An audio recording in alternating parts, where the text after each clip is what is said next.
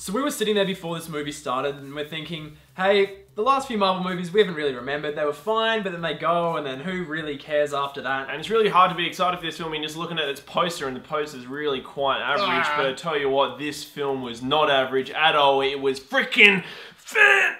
It was actually really, really good. Let's talk about it.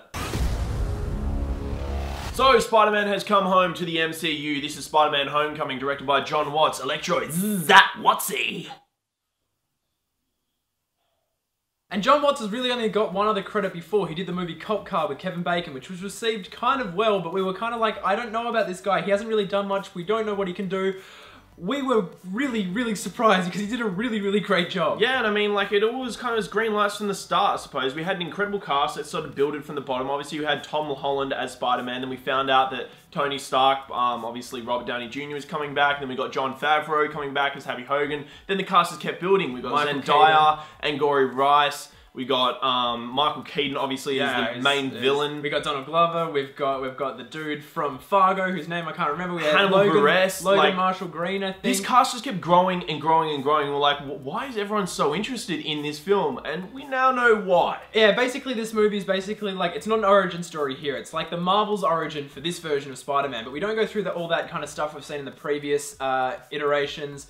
But we get something that's kind of really different. It's a really focused, this movie's just really focused on being a teen movie, which I think is going to take a lot of people by surprise because the trailers kind of set this up to be a real action-orientated movie, and I think it's much more of kind of like a high school teenage movie, and that's the strength of this movie, is that it's like, hey, Marvel's like, hey, we're doing a genre thing now, we're not being a superhero movie, this is what we're focusing on, and it's so much better because of it. Like, this really does work on pretty much every level. It pretty much just picks up after the events of Civil War, and we just have Spider-Man in high school, and he's got his costume, and he's going around the city, and he's just being his friendly neighborhood Spider-Man. Because he's not part of the Avengers, he's waiting for a call. It's like, hey guys, that was kind of the peak of my life, how can I get back there? Help me out. Until all of a sudden our villain comes along, and Spider-Man gets interested in what's going on there, and then we have the story for the rest of the film. Tries to do this thing to prove himself that he's one of the team, and that's where all the kind of conflict comes from. And we've mentioned the villain there, and that's where I want to start here.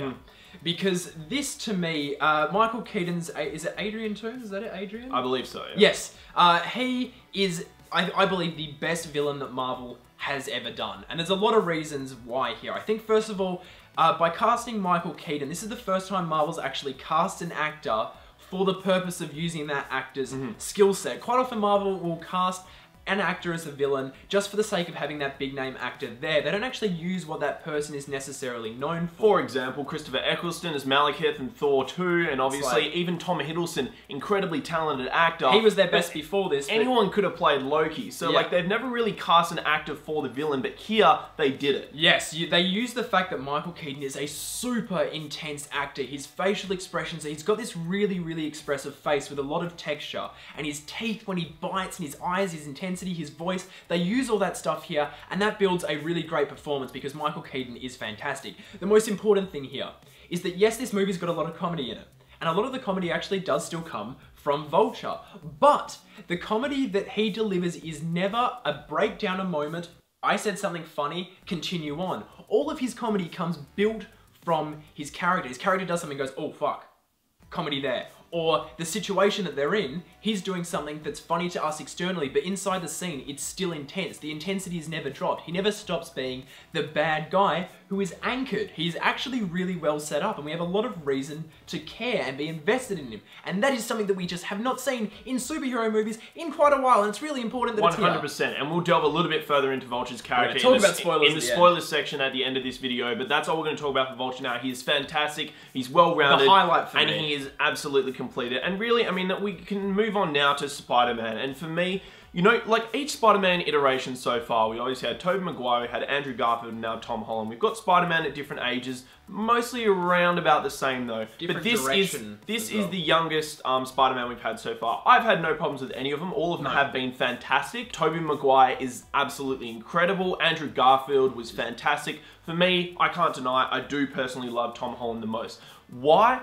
Because he just captures everything about Spider-Man and Peter Parker that I know to be Peter Parker and Spider-Man. Yes, Tobey Maguire did exactly the same thing, but I just found Tom Holland took it to a whole nother level It here. made it real, I think. It was really realistic. And it was also just kind of the story that he had to play with here. He had so many different ranges of emotion he could play with. That he can a have. hell of a lot of growth, and he's got a lot of growth moving forward. And he just has so much fun on screen as Spider-Man, and you're sharing that fun with him. You're watching really him, charismatic. you know, beat up bad guys, and when he's flying around the city for the first time and he just wants to get out of school and just swing around New York, you're like, yes, and you're watching him, and that's exciting. That's interesting that you said that, because it's making me think he feels like one of us. He still feels like that normal person who's got these extra abilities that he's still amazed by consistently, and that is really, really thrilling to get behind. I think like him just, he just works on pretty much every level, and that charisma kind of carries you through every scene. Same with all the characters around him. Especially with the combination of his friend. His best friend Ned as well here really just grounds both Spider-Man and this film. Spider-Man's never had a best friend before like that. We pretty much are Ned in this situation, because we're just a civilian living our awesome. lives, and like he's looking up to, like, he's like, oh my god, you're an Avenger, oh my god, you're Spider-Man, and it's like,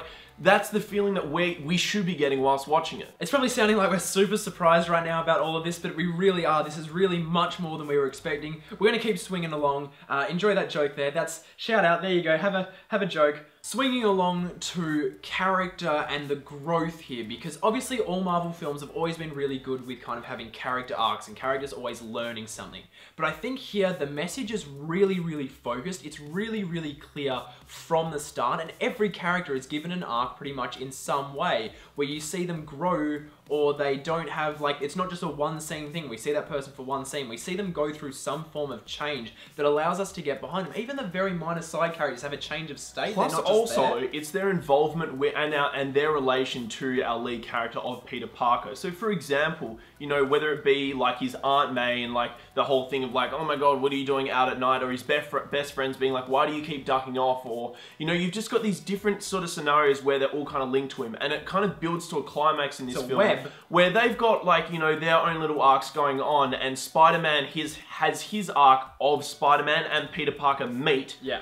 And when that does happen in this film, it's fantastic. And they all intersect. It's really great. This movie actually had a moment later in the film that completely floored us. Like, we actually looked at each other like, oh my god, this movie just did that. And it's where it kind of became next level. It was a really enjoyable movie. And then at that point, we're like, oh my god, they've actually gone for something. They've taken a risk here, and it works. I think that's the other thing as well. It's like, yes, the movie actually does kind of take some risks. And we almost think that's because this movie isn't directly under Marvel's control. 100%. And, you know, it's really interesting that the best MCU film, in our opinion, is Iron Man. Yeah. And that's when Marvel was growing for the first time, and they had, you know, like they didn't know if it's going to work. They got to try this stuff. The director had a lot of creative control, and it was a very risky move. I mean, we even heard like Jeff Bridges say that they were writing the script on the set, and this time, obviously, we've got a Spider-Man film where Marvel Studios aren't in complete control. Sony have a big hand on this, and like they are sharing the profits, and it's a very, very weird contract that they've got going, but it's a shared idea, so it just proves that when studios can take risks and can allow the directors to have a bit of creative control, it can work out. And I think this year with Marvel has kind of been the year, obviously Guardians 2 was still like the first Guardians of the Galaxy movie, but again, they were like, James Gunn, kind of do what you want. They've obviously let Jon Watts do what he wants. We're going to see Thor Ragnarok, Taika Waititi's going to do what he wants. Black Panther, same thing. I think that's going to show, like, if this is kind of the arc that they're following, they're only going up from here. Like, I think their movies were kind of leveling out for us at least. We go and watch them and be like, and I forgot about it straight away. Yeah. But I feel like this is a movie that I actively want to go and watch again, not because there was just cool moments, but for me as a filmmaker, I want to go back and watch how they did stuff. Now, we talked about this film sitting in a genre, and it really is the first time they've really kind of nailed it, and like kind of like this teen drama, almost from the 90s, and they spoke about it from before production as well. Jon Watts said that this film was going to very much be like a John Hughes film, so like Ferris Bueller's Day Off, The Breakfast Club, and you feel that. Like, there is a direct reference to Ferris Bueller's in here, and that's really cool. It elevates the entire film. And it really uses that genre thing to its advantage. Like, I think for me personally, Marvel movies in the past have been action movies where there's just this kind of comedy that kind of feels put on top and it kind of subtracts from moments. But here, I think because it's so focused on being a high school film, all these characters are quipping with each other, they've all got their in-jokes, and we get led into those jokes, and that's why they're kind of funny. There's no one here going, hey, I'm making a joke, laugh. it just kind of happens organically, and it gives this movie a really kind of natural vibe, considering it's still a superhero movie. And even though this movie is really great, and we are clearly loving it right now, there are still negatives. Yeah, 100%. I mean, like, all Spider-Man's films so far have had incredible soundtracks and scores. Yeah. This one, not so much. Look, Michael Giacchino has been one of the biggest hits and miss we've ever seen. He's produced some of the most incredible scores. And he's produced some mediocre producer scores. And once again here, we get a mediocre producer score. What do I mean by that? It's pretty much a temp track. So what does that mean? It's just like when you look at an action scene in a bland sort of action movie and it's just got big sounds and wah wah and like a, you know, you might have a trumpet sound here and a little bit of this and a little bit of that. That's what this soundtrack pretty much is. A little bit of this, a little bit of that. All the Marvel soundtracks in the past have kind of just come and gone. Like, yes, we do remember the Avengers theme, but as much as this movie had moments where I was sitting there, I'm going, oh, I probably want to listen to this soundtrack afterwards. By the time the movie finished, I was like, nah, not really any point. I actually think that if this had the soundtrack of a quality that Amazing Spider-Man 2 had, which was not a good movie, but the soundtrack there is phenomenal, I think if we'd had that level of quality, which is obviously thanks to Hans Zimmer, working on this, we could have had something really special that would have elevated the film a little bit more.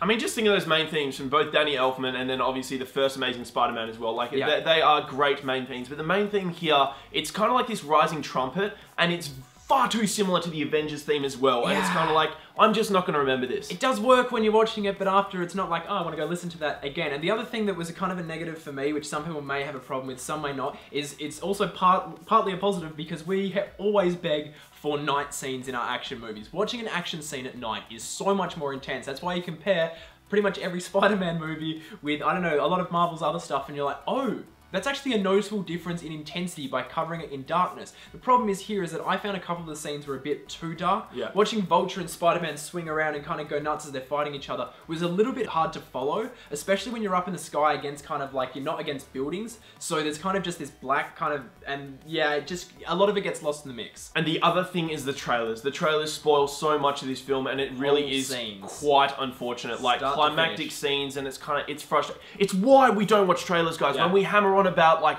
we don't want to watch trailers because they spoil films, this is fucking why, and when you watch this film, you'll know what we mean. All the way through to pretty much the last 15 minutes, there's scenes that we've seen in the trailers that kind of stand out, so you know before they happen, it's like, oh, this is going to happen next. Yes, this film still has a couple of surprises that it really pulls the rug out from under you and will get you, but there's still a lot of actual action scenes here because the trailers have just been showing, oh, Tony Stark, there's all this action to try to get you onto it. It's like, it's Spider-Man, people are going to see it anyway, you didn't need to go there. And so we better put a number on this film before we talk about a quick few spoilers, but anyway, we're going to give this one an 8 out of 10. It is just so goddamn good, I could not recommend it more. Hey, you've got to see it. Yeah. Love a good awkward yep at the end just to reinforce your point. Yep. Yeah, and so if we quickly roll into a couple of spoilers for those of you guys that have seen it, the part of this movie that really floored us was when we had the crossover with finding out that Liz's dad was Vulture. Not only was that scene fantastic, because when it first happened, when Vulture first opened the door, I was like, oh, they're doing the kind of Spider-Man 1 thing where Goblin went after basically like his relatives, went after MJ, went after Aunt May. I thought that, okay, Liz has been kidnapped, and then obviously we find out that no, that's her dad, and that added an extra layer, because we've been for ages, we've been like watching the whole movie, like, okay, we're just seeing Toombs in this kind of this workspace. We haven't really seen him outside. He keeps going on about how much his family matters. We haven't seen them yet. And then when we did, we were like, oh my god, it went there! It went there, and it was so effective. Yeah, and the MCU's always been like playing with secret identities of characters, and they really, really mastered it here, because we just saw Spider-Man and Peter Parker's worlds collide. That car scene was so good, and Michael Keaton absolutely aced it. It was so intense, and the fact that that scene had lasting effect, like, it really, really affected Peter throughout the kind of the rest of the film, knowing that, and he's like, oh, what do I do? Wow. Yeah, and also just setting up other characters for the franchise in the future as well was really, really well done here. So, I mean, we obviously got Donald Glover's appearance as just kind of an off character, and we're kind of wondering what they're going to do with him. Well, he has a lot of potential. They can kind of do whatever the hell they want with him.